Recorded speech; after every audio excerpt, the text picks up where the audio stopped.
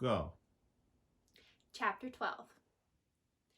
The first plane was a jet, big and solid with nearly 400 passengers and more crew than Alex could count. "Alex Rover!" exclaimed the flight attendant. "The world-famous adventurer writer." "I guess so," said Alex. "Come and meet the pilot. He'll be so excited."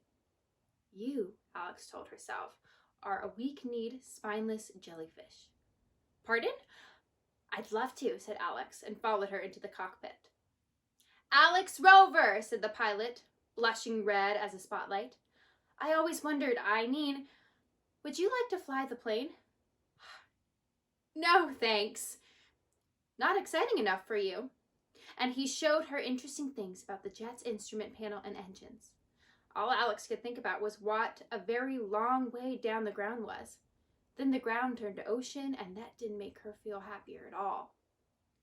They landed after the sun had set, and when Alex found the little plane that would take her to the island nearest to Nims, the pilot said they couldn't leave until morning. "I can't land on the island in the dark," he said. "I'm not a daredevil like you." "I'm not a daredevil," Alex wanted to say. "I just need to get to Nims Island right away." In the hotel room, the feeling was stronger. She felt like a tiger in a cage trying to burst free. Instead, she checked her email.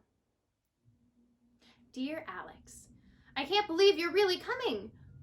How will you get here and how will it take? I forgot to give you my phone number before. It's 022-446-579. I never talked to anyone before except Jack, but guess it works the same way. From Nim." Curses, curses! I can't go any farther tonight, and now it's too late to phone. "I'm flying to Sunshine Island at dawn to meet a boat for the adventure cruise company Tropo Tourist.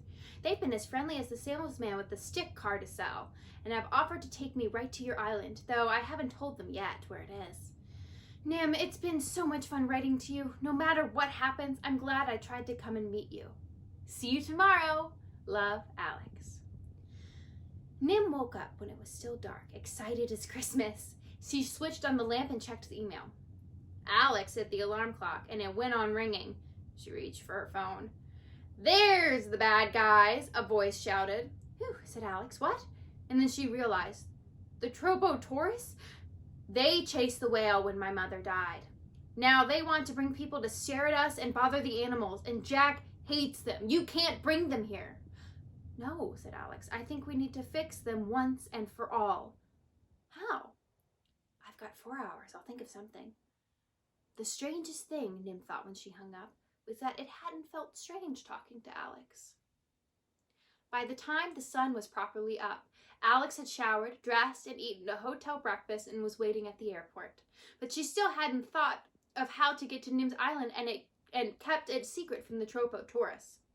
"Any daredevil plans?" the pilot joked as he started the engine. "Going to parachute out halfway for your next book?" "That's not a bad idea," Alex muttered.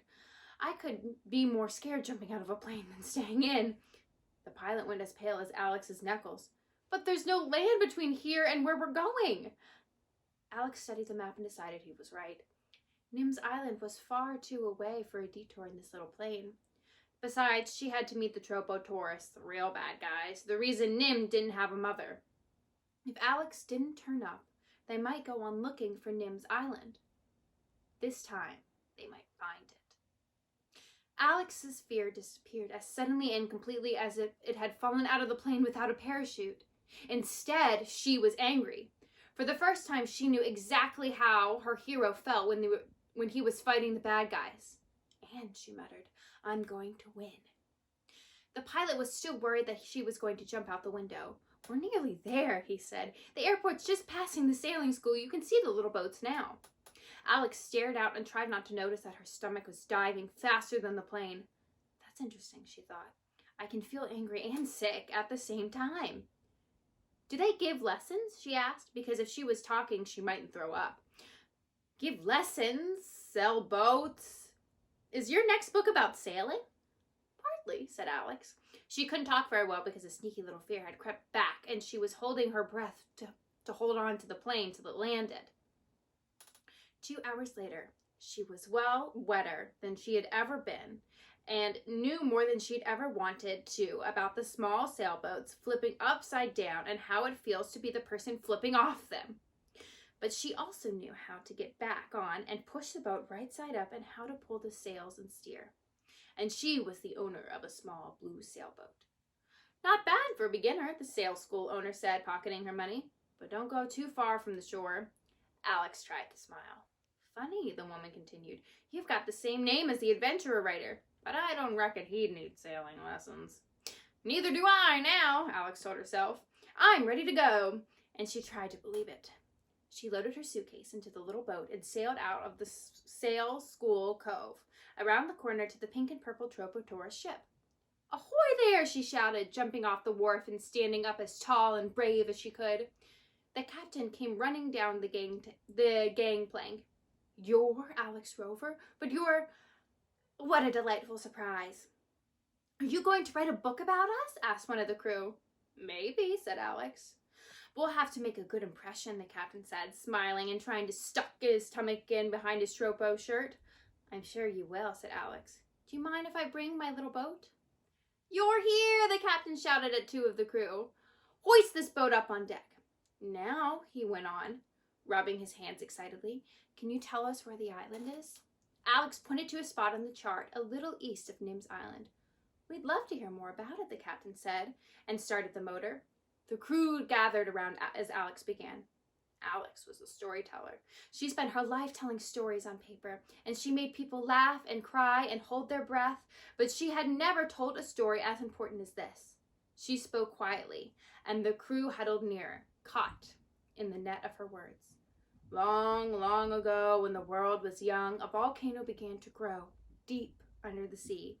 It grew slowly, day by day and year by year, pulling lava from the heart of the earth, rolling, boiling, melting rock, hotter than fire, hotter as the sun. Then one bright summer day, a day just like today, a day just like a million other bright summer days, the mountain under the sea exploded. She hissed the word out, her hands and eyes opening wide. The crew shivered. With a roar that shook the earth, a storm came. Lightning flashed and thunder crashed. Winds howled and waves towered.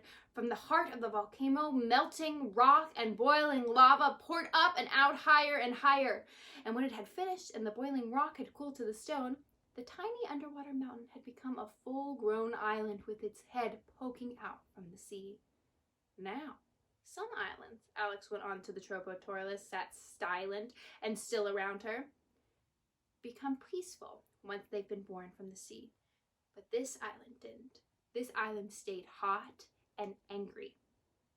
Its volcano still shoots fire. Boiling lava still tumbles down its slopes, and the stench of hell floats in its midst. Its rocks are black and sharp, and its cliffs are steep. No golden sand? The captain asked hopefully. A little, Alex admitted, but in front of the sands, curved from the rocks at one side of the end of the cliffs to the other, is a maze of rocky reef, a treacherous, sword-sharp, boat-ripping reef. The crew shivered. Lions of the sea, Alex continued, live on the rocks, the smartest sea lions you will ever meet, the fiercest and bravest in all the world, ready to fight to protect their home. And if a boat could pass the sea lions and find its way through the sword-sharp maze and not choke in the rotten egg gas or fry in the boiling lava, when it reached the beach, it would meet the dragon. Dragons? Squeaked a crew member. Small dragons, but so many they could cover the sand, and, like the sea lions, they will fight bravely to save their island. She hurried on before anyone could ask how. There are birds, too. Birds are big and strong and tough enough to live on a mountain that shoots fire and choking gas. Birds who are so quick and agile that they can swoop down and snatch the hairs right out of a person's head. The captain twitched his hat nervously around his ears. Why do you want to go to such a terrible place? It sounds even worse than the island last week, one of the crew said. I'm not going there. You don't need to, Alex said. You're going to lower my little boat and I'll sail the rest of the way. But why? The captain repeated. To see if that's how my hero escapes from the bad guys, Alex lied, because she knew that if they saw the island, they might forget her story. The captain giggled. That makes us sound like the bad guys. It depends, said Alex, and began the second part of her story, because it wasn't enough to make them frightened, and now she wanted to make them feel so bad that they would never, ever bother Nim and Jack again. My hero is a sad, lonely man who once lived happily with a lady hero and their baby, helping the world with research and science. But one day, while the lady hero was deep under the sea studying a whale, a noisy boat came to spy on them. My hero begged that noisy boat to go away, to be quiet, to stay away from the frightened whale, but they laughed, were louder, and chased that whale so it might swim right to the bottom of the sea. And the lady hero was never seen again. She whispered the last words. One of the crew sniffled, and one blew his nose, and the others wiped their eyes. Are they the bad guys? Alex asked. You'll have to decide, because that's not the end of the story. Now my heroes live on this fiery, dangerous island far away from good people and bad. But if that noisy boat came back with people to trample their lonely home, to fight their sea lions and dragon friends and destroy the science they're giving the world? Tears dripped onto Tropo's shirts. There were gulps and sobs and soggy noses. That would be a terrible ending, said the crew. You can't end a story like that. And they sobbed even more. Alex looked at the captain. The captain didn't care about Nim and Jack, but he was afraid of the sea lions and the dragons and the boat-ripping reefs. And he was very, very afraid of being in Alex's book, because people wouldn't pay lots of money to go on Tropo tourist tours if they knew the captain was a bad guy. His eyes were sharp and cold as sharks, but he tried to smile. A story should have a happy ending, he said. Your heroes can stay alone on their island, and the tourists can find somewhere else to explore.